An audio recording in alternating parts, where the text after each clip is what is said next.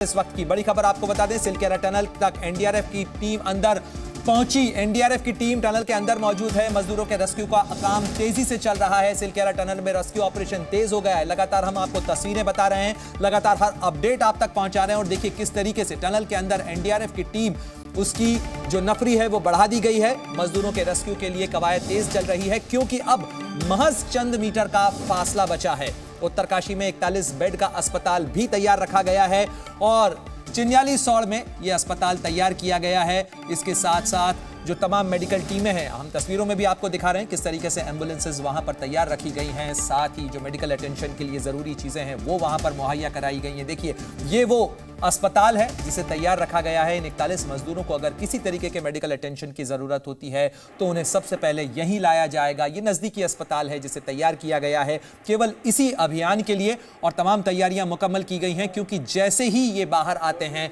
Ambulances के जरिए इन्हें पहुंचाया जाएगा। इनका प्रॉपर मेडिकल चेकअप होगा। साथ ही वहां पर जो मनोचिकित्सक हैं वो भी तैनात रखे गए हैं, क्योंकि इतने लंबा ट्रॉमा होता है। अगर कोई व्यक्ति इस किसी क्लोज्ड एनवायरनमेंट में इस तरीके की स्थिति के अंदर हो तो वो बहुत मुश्किलों से अपने मनोबल को भी बनाए रखता है। उसका ट्रॉमा होता है और ऐसे में उसे मेडिकल अटेंशन की जरूरत होती है।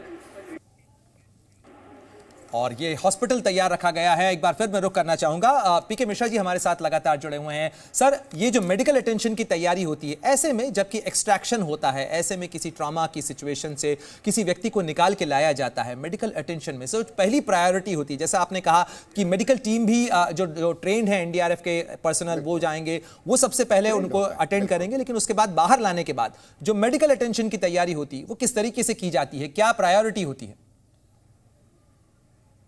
मेन चीज है कि जो आदमी मैंने बड़ा क्लियरली अभी समझाए थे कि पहले उन्हीं लोगों को लाया जाएगा जिनका कंडीशन खराब है, जिनका उम्र ज़्यादा है।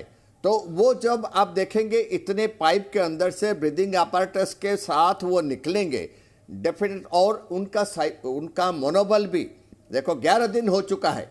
उनका मनोबल हम कुछ भी बोले डेफिनेटली साइकोलॉजिकल डिप्रेशन उनका हुआ होगा। तो आने के बाद उनको इमीडिएटली ऑक्सीजन जरूरत पड़ता है, या उनका ब्लड प्रेशर का मेन है, ब्लड प्रेशर और ऑक्सीजन, ये दो चीज है जिनके ऊपर नजर रखना पड़ेगा। और जो डॉक्टर्स हैं इसमें बहुत माहिर हैं, और अगर भी जरूरत पड़े तो हेलीकॉप्टर का भी साधन रखा गया है, तो वहीं से उनको ऋषिकेश हॉस्पिटल को तुरंत स्थानांतरित किया जाएगा, ऋषिकेश एम्स को। तो फर्स्ट मैं बताया कि देखिए इंजरी कोई नहीं होगा, मेन चीज है कि ब्लड प्रेशर का बीमारी और साइकोलॉजिकल डिप्रेशन, ये दो चीज, और ऑक्सीजन, ये तीन चीज का जो है हमको ख्याल रखना पड़ेगा। और डॉक्टर्स को ये पता है, डॉक्टर डेफिनेटली ये तीन चीजों के बारे में जरूर ख्याल रखेंगे। जो पहला आदमी निकलेगा एक्सप्लेनेशन के साथ हम वो तमाम तस्वीरें भी दिखा रहे हैं, क्योंकि स्ट्रेचर्स भी अंदर भेजी जा रही हैं। एनडीआरएफ के जितने भी लोग हैं, जितने भी कर्मी हैं वहां पर, वो तमाम इक्विपमेंट, तमाम तैयारी के साथ अंदर पहुंच रहे हैं, उस पाइप तक पहुंच रहे हैं जिसे आगे पहुंचाया जा रहा है। और लगातार अस्पताल की तस्वीरें भी हम आपको दिखा रहे हैं कि किस तरीके से तमाम इंतजाम, तमाम तैयारियां की गई हैं। और अब केवल इंतजार किया जा रहा है कि वो टनल का वो मुहाना खुले, वो पाइप खुले, जहां से उन मजदूरों को निकालने की कवायद शुरू हो। और लगातार नवीन भटनागर जी भी हमारे साथ जुड़े हुए हैं। भटनागर जी, मैं आपका भी रुख करना चाहूंगा, इस ऑपरेशन के अंदर इसकी जो कॉम्प्लेक्सिटी होती है, कहा जाए कि ये एक बड़ा चैलेंज भी है, क्योंकि जो राष्ट्रीय राजमार्ग मंत्रालय है उसने 29 टनल जो बनाई जा रही है इस तरीके की, उनका भी एक तरीके से रिव्यू किया गया है। ये एस्केप टनल या एस्केप का जो रास्ता है, ये एक बड़ी सीख भी है। जी बिल्कुल, और ये इसके अंदर अभी बहुत से चेंजेस आएंगे, क्योंकि अभी तक तो कोई ऐसा हादसा हुआ नहीं था, इतना बड़ा हादसा नहीं हुआ था जो टिपिकल हो। तो इसलिए लोग इसको बड़े रिलेक्टेंट तरीके से, बड़ा इजी वे में ले जा रहे थे। लेकिन अभी जो ये एक्सपीरियंस, बैड एक्सपीरियंस हमें हुआ है, इसके बाद अभी आप देखिए पूरे नियम चेंज होंगे। और जितने ये अभी तक बने हैं पहाड़ों में ये टनल्स, इन सब का अभी सर्वे होगा, रिव्यू सर्वे होगा। देखिए मैं आपको फिर बता दूं, जिस दिन अर्थक्वेक आएगा 5 और 6 का मैग्नीट्यूड का, तो इसमें बहुत से ये कॉलेप्स करेंगे ये आपके जो टनल्स है। और इसको अभी से हमें तैयारी शुरू कर देनी चाहिए। इनको ऑडिट्स वगैरह करा के एक अच्छी एजेंसी को बीच में रखना चाहिए, ताकि वो ऑडिट करके और इसमें जो कमी है उनको दूर किया जाए, अर्थक्वेक प्रोन बनाया जाए। सबसे बड़ी बात अर्थक्वेक प्रोन, क्योंकि ये होगा, ये कोई नई बात नहीं है, लेकिन ये भगवान ने हमें एक तमाचा मारा है। लेकिन जी मैं आपसे यही जानना समझना चाह रहा था, क्योंकि मैं फरवरी में था जब टर्की के अंदर अर्थक्वेक आया और मैंने महसूस किया कि टर्की के पूरे नेटवर्क के अंदर उनका कोई टनल कोलैप्स नहीं हुआ था। क्या हमारा ज्योग्राफिकल टेरेन कुछ इस तरीके का है जहां पर अर्थक्वेक की जो आशंका है, इन पहाड़ियों के अंदर टनल्स की जो फ्रेजिलिटी है, या कहा जाए कि उनके टूटने की आशंका ज्यादा है? देखिए, मैं वो पहले भी कह चुका हूं कि ये सैंडी रॉक्स है भाई, ये हार्ड रॉक्स नहीं है, और इसमें मिक्स है, हार्ड रॉक भी है, सैंडी रॉक्स भी है, लेकिन maximum Sandy rock. Sandy rock पे क्या होता है, कहीं भी वाटर स्टैग्नेशन होता है तो ये उसको पानी को चूसता है और मिट्टी को गीला करता है, ढीला कर देता है। और जब ये कहीं इस टाइप का, अच्छा नीचे से तो हमने बना दिया, एक स्पेशल सीमेंट आता है जिससे हम इसको हार्डनिंग कर देते हैं, तो उस टाइम तो ये हमारा मामला ठीक हो जाता है। लेकिन जहाँ हमारे ऊपर जो हैवी वेट पहाड़ों का है और मिट्टी गीली है, बड़े बड़े हैवी बोल्डर्स हैं और रॉक्स हैं, तो वो उस झटके को अगर बेयर नहीं कर पाए तो उसे तोड़ के और नीचे आ जाएंगे और वहीं पर आपका ब्रेक लग जाएगा। ये मेरी बड़ी स्टडी है, उसके बेसिस पे मैं बता रहा हूँ जिम्मेदारी के साथ। तो इसलिए अभी सभी को, चाहे वो उत्तराखंड सरकार हो, चाहे भारत सरकार हो, चाहे कोई भी डिपार्टमेंट हो, इनको अभी से ही सीरियस होकर इस चीज को टॉप प्रायोरिटी पे लेना चाहिए। बहुत महत्वपूर्ण बात कह रहे हैं सर आप, ये एक बड़ा सबक है और यहाँ से हमें अपने पूरे इंफ्रास्ट्रक्चर डेवलपमेंट के ऊपर एक रिव्यू जरूर करना चाहिए, खासतौर पर पहाड़ों में जिस तरीके से रास्ते बनाए जा रहे हैं, जिस तरीके से सुरंग का पूरा नेटवर्क बनाया जा रहा है कनेक्टिविटी के लिए। लेकिन पीके मिश्रा जी, जिस तरीके से ये पूरा ऑपरेशन चला, इसमें हमने देखा कि कई बार ऐसे नाटकीय मोड़ भी आए, कई बार ऐसी स्थितियां आई कि जिस मेन रास्ते से जो अप्रोच बनाने की कोशिश हो रही है वहां पर अड़चन आई, उसके बाद वर्टिकल ड्रिलिंग की कोशिश की गई, इसके बाद जो दूसरा रास्ता है, टनल का दूसरा एंड है, वहां से भी ड्रिलिंग की कवायद शुरू की गई। हालांकि जो रास्ता बनता दिख रहा है वो फिलहाल उस मेन रास्ते से ही बनता हुआ दिख रहा है। ये जो अलग अलग अप्रोच थी, ये कहां पर आपको लगता है कि कितनी कारगर थी? क्योंकि वर्टिकल ड्रिलिंग का रास्ता भी जो है, क्या इसके अंदर एक ऑप्शन हो सकता था? देखिए, it all depends upon the terrain.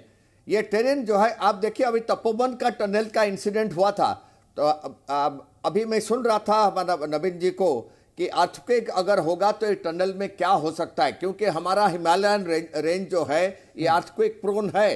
Tapovan में हमारा कितनी श्रमिक मारे गए थे, तकरीबन 115 अभी हुआ था, जान चला गया था। लेकिन यहाँ जो है ये बहुत टिपिकल चीज है आपका, इसमें डिपेंड करेगा इस जगह पर उत्तरकाशी में कि आप पैरेलल जा सकते हैं या वर्टिकल जा सकते हैं, या आपने 60 डिग्री में जब भी जा सकते हैं या 45 डिग्री में भी आ सकता है। मेन चीज है आपको देखना पड़ेगा कि आपका जो आप जहां पर ड्रिलिंग करेंगे, अगर मशीन को लगाएंगे, अगर मशीन का ड्रिलिंग मशीन आप लगाएंगे, वो ड्रिलिंग मशीन से टनल तक का जो दूरी है उसके बीच में किस टाइप का मिट्टी आता है, सॉफ्ट मिट्टी है, पत्थर है, या रेत है, या मिक्स स्टोन है, ये हर एक चीज को आपको समझना पड़ेगा और उसके बाद देखना पड़ेगा कि इस टाइप का ड्रिलिंग मशीन कितना टाइम लेगा, किस टाइप का पाइप इसमें जरूरत। सिर्फ ड्रिलिंग मशीन होने से नहीं चलेगा, आपको पाइप भी देखना पड़ेगा, कौन सा पाइप आपको दे सकता है, और आप अगर किस तरीके का पाइप इस्तेमाल किया जा रहा है सर इसके अंदर, उसकी जो टेंसाइल स्ट्रेंथ कही जाए, उसकी मोटाई कैसी होती है? ये जो पाइप है आप देखेंगे, जो 800 mm का जो डाले हैं, इसका जो स्ट्रेंथ है इट इज ऑलरेडी चेक्ड। ये कम से कम जो है भारी वेट इसके ऊपर लेने से भी ये क्रैक नहीं करेगा। ये इट इज ऑल रेजिस्टेंस इसका चेक किया गया है, तो उसको अभी जो डाले हुए हैं 800 mm का, ये जो है पर्टिकुलरली उस टेरेन में, उत्तरकाशी टेरेन में वो सह लेगा। अगर उसके ऊपर फिर भी मलबा पड़े, वो अंदर नहीं जा सकता है और क्रैक नहीं कर सकता है। ये तो दिस हैज बीन टेस्टेड और ये सेफ है। आप जो बोल रहे थे कि वर्टिकल हम जा सकते हैं, हॉरिजॉन्टल जा सकते हैं या कोनिकल जा सकते हैं, ये डिपेंड करेगा उस बिल्कुल सर, मैं लौटूंगा आपके पास में, लेकिन एक बार फिर ग्राउंड जीरो को रुक करते हैं क्योंकि हर कोई नजरें लगाए हुए है कि आखिर वो खुशखबरी कब आती है इस टनल से। अंजलि हमारे साथ जुड़ गई हैं। अंजलि, इस समय के अपडेट के बारे में अगर मैं पूछूं आपसे कि इस समय जो कुछ कवायद चल रही, क्योंकि हम तस्वीरें दिखा रहे हैं कि एनडीआरएफ की टीमें बड़ी तेजी से अंदर जा रही हैं, वहां पर स्ट्रेचर्स भी उनके साथ हैं, तमाम इक्विपमेंट्स उनके पास हैं, अभी फिलहाल क्या हलचल?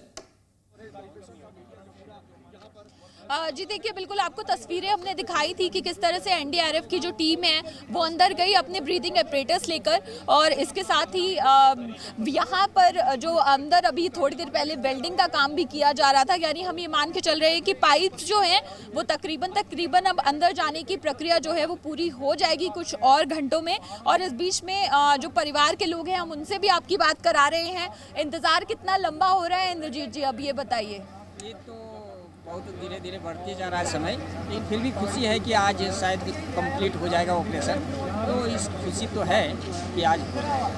आपसे बात करेंगे देवेंद्र जी। आपको 11 दिन हो गए, हाँ, इतना इंतज़ार कर लिया, आज का इंतज़ार कैसा लग रहा है? देखिए, आज का इंतज़ार तो बहुत सुखद है और बहुत ही अच्छा लग रहा है। सबसे बड़ी बात है कि अभी जो भी मतलब कि ये लास्ट ड्रिलिंग है, मेरे ख्याल से लास्ट ड्रिलिंग है, तो करीब हमारा एक्सपीरियंस या कुछ भी है तो हमको इस तरह लगता है कि 11 बजे तक आ जाएगी खुशखबरी। 11 बजे तक का समय बता रहे हैं, आपको ये लगता है 11 बजे तक सब सही सलामत अच्छी खबर? बिल्कुल अंजलि, और ऐसा लगता है कि ये लोग भी एक किस्म की तपस्या कर रहे हैं उस गुफा के मुहाने पर बैठे हुए, उस टनल के मुहाने पर बैठे हुए, क्योंकि लगातार वो 11 बजे तक यहाँ से जाना नहीं चाहते हैं। लेकिन अगर 11 बजे तक हो जाएगी तो बहुत है, अब किसी भी पल अगर बाहर आ जाते हैं तो खुशी का पल ही रहेगा। जी देखिए, बिल्कुल 11 बजे क्या 12 बजे तक, 1 बजे तक, 2 बजे तक जितना भी इंतज़ार करना पड़े, यहाँ पर सब डटे हुए हैं, हम भी डटे हुए हैं, रेस्क्यू की टीम डटी हुई है और ये तमाम परिजन भी डटे हुए हैं, कोई नहीं हटने वाला। संक्षेप में अंजलि एक अपडेट बता दीजिएगा कि मेडिकल टीमें कितनी वहां पर तैनात रखी गई हैं और किस प्रिपेयर्डनेस के साथ उन्हें तैयार रखा गया है? देखिए, जहाँ तक बात करें मेडिकल टीम की, तो पहले से ही यहाँ पर तैयारी जो है वो कर ली गई थी। एक अस्थाई यहाँ पर हॉस्पिटल का सेटअप जो है वो लगा दिया गया था, जिसके साथ ऑक्सीजन सिलेंडर्स और प्राइमरी एड से जुड़ी सारी चीज़ें, ईसीजी मशीन, ये तमाम चीज़ें यहाँ पर उपलब्ध हैं। 20 के करीब एम्बुलेंसेज यहाँ पर मंगा ली गई थी। इसके साथ बाकी एम्बुलेंसेज को भी, जो ज़िले की एम्बुलेंसेज हैं उनको अलर्ट पर रखा गया है। यहाँ पर एयर एम्बुलेंस को भी अलर्ट पर रखा गया है और एम्स हरिद्वार में भी अलर्ट जो है वो जारी किया हुआ है पहले से ही। और डॉक्टर्स की एक टीम है, तकरीबन 10 डॉक्टर्स हैं जिनमें मनोचिकित्सक भी शामिल है। तो इन तमाम लोगों को अलर्ट पर रखा गया है। जैसे ही लोग बाहर आते हैं तो सबसे पहले तमाम इंजीनियर्स, तमाम मशीनें, तमाम मेडिकल टीमें तैयार हैं और इंतजार चल रहा है कि उन मजदूरों को जल्द से जल्द बाहर निकाला जा सके। बहुत बहुत शुक्रिया पीके मिश्रा जी हमारे साथ जुड़ने के लिए, साथ ही नवीन भटनागर जी आपका भी तमाम अपडेट्स और इसकी कॉम्प्लेक्सिटी समझाने के लिए। Z News.